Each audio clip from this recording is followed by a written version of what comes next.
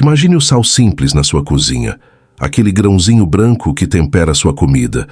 E se ele fosse uma arma secreta, capaz de purificar almas, selar alianças eternas e até destruir o mal? Uma verdade escondida nas páginas da Bíblia, que pode mudar como você vê o mundo espiritual. Mas cuidado, o que você vai descobrir pode salgar suas feridas ou curá-las para sempre. Fique até o final, porque essa revelação não é só uma lição antiga. É um chamado para armar sua fé agora. Pense em uma cidade costeira da Galileia, por volta do ano 30 d.C., onde o mar salgado bate contra as rochas como um coração pulsante, e o ar carrega o cheiro forte de peixe seco misturado ao suor de pescadores exaustos. Ali vivia um homem chamado Elias, um curandeiro humilde com mãos marcadas por anos de misturar ervas e sal para curar feridas, mas cujo coração carregava uma ferida invisível, a perda de sua filha pequena para uma doença que nenhum remédio tocou. Ele era um seguidor distante de Jesus, aquele carpinteiro que falava de milagres, mas a dor o tornara amargo, como água salobra que ninguém bebe. Uma noite, enquanto o vento uivava pelo telhado de palha, Elias se deitava no chão frio, sentindo o peso da dúvida como grãos de sal esmagados sob sua pele, questionando se Deus realmente se importava com os pequenos como ele. Por que o sal cura cortes na carne, mas não no espírito? Ele murmurava para as sombras, lágrimas quentes escorrendo como gotas do mar morto, imaginando um mundo onde o comum se tornava sagrado, mas temendo que sua fé fosse apenas poeira ao vento. Elias não imaginava, mas sua jornada estava prestes a revelar um segredo bíblico que atravessaria o tempo, tocando almas como a sua, como a minha, em um mundo onde o sal é esquecido como algo banal, mas carrega um poder que pode selar ou dissolver destinos eternos. Enquanto Elias velava sua insônia sob a luz trêmula de uma lâmpada de óleo, memórias o assaltavam como ondas quebrando na praia. Ele se lembrava das histórias antigas que sua avó contava ao redor da fogueira, daqueles tempos em que o sal não era só tempero, mas um símbolo vivo de pureza e aliança. No livro de Levítico 2:13, Deus ordenara: com todas as tuas ofertas de cereais temperarás com sal. Na tua oferta de cereais não deixarás faltar o sal da aliança do teu Deus. Imagine os sacerdotes no tabernáculo, o ar denso com o aroma de incenso e carne queimada, espalhando sal sobre as ofertas como um selo eterno, o grão branco brilhando à luz das lâmpadas como promessas que não se dissolvem.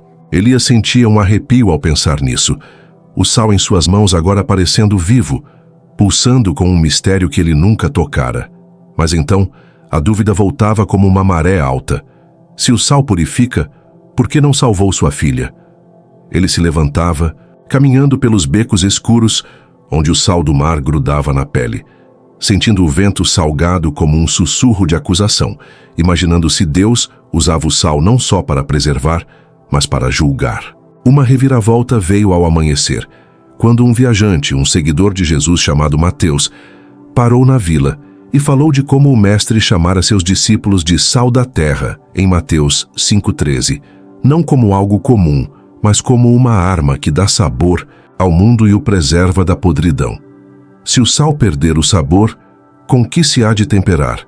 Mateus questionava, seus olhos brilhando como cristais de sal ao sol, plantando uma semente de confusão no coração de Elias, um mistério que crescia como raízes em solo seco, fazendo-o perguntar se sua própria fé havia perdido o sal, tornando-se insípida e inútil. À medida que os dias se arrastavam como uma caravana pelo deserto, Elias se via puxado para o mar, onde pescadores jogavam redes salgadas nas águas agitadas, o sol escaldante devorando a umidade do ar e deixando cristais brancos nas pranchas, de madeira. Ele buscava respostas nos sussurros dos anciãos que contavam de Eliseu, o profeta que em 2 Reis 2:19-22 purificara águas amargas com uma vasilha de sal, jogando o grão branco no manancial e declarando: assim diz o Senhor, sanei estas águas, nelas não haverá mais morte nem esterilidade. Imagine a cena, o profeta de pé à beira de um poço contaminado, o ar pesado com o fedor de água podre, o sal caindo como neve pura e de repente a água se tornando doce, o povo bebendo com olhos arregalados de espanto. Elias sentia o gosto daquela água em sua imaginação, fresca e revigorante, mas sua dor o fazia questionar. Se o sal purifica águas, por que não purificou a doença de minha filha? A dúvida o consumia como sal em uma ferida aberta, levando-o a noites onde revivia o momento da morte dela, o corpo pequeno e febril, o cheiro de ervas falhando no ar úmido. Talvez o sal seja uma arma, mas eu não saiba usá-la, ele murmurava, sentindo o vento do mar como um chamado. O horizonte infinito, prometendo respostas que ainda o escapavam. Uma quebra inesperada veio quando ouviu de Lot, na antiga Sodoma, cuja esposa virara uma estátua de sal por olhar para trás em Gênesis 19:26. De sal não como bênção, but como juízo, o corpo dela congelado no tempo, o vento carregando-o, grãos brancos como lágrimas petrificadas. Isso o abalava, como um terremoto rachando a terra, questionando se o sal destruía ou salvava, dependendo do coração que o manejava. Enquanto a angústia se aprofundava como raízes em rocha salgada, Elias se encontrava imerso em visões que o transportavam para o Mar Morto, onde a água era tão salgada que nada vivia, o ar denso com o cheiro mineral, como um lembrete vivo da maldição. Ali ele imaginava Jesus ensinando sobre o sal, como luz em Marcos 9:50. Bom é o sal. But, se o sal se tornar insípido, com que o adubareis? Tende sal em vós mesmos, e paz uns com os outros. Sinta o sol refletindo na superfície branca do mar, cristais crocantes sob os pés, enquanto Elias se via como sal insípido, sua fé sem sabor, incapaz de preservar a paz em seu coração partido.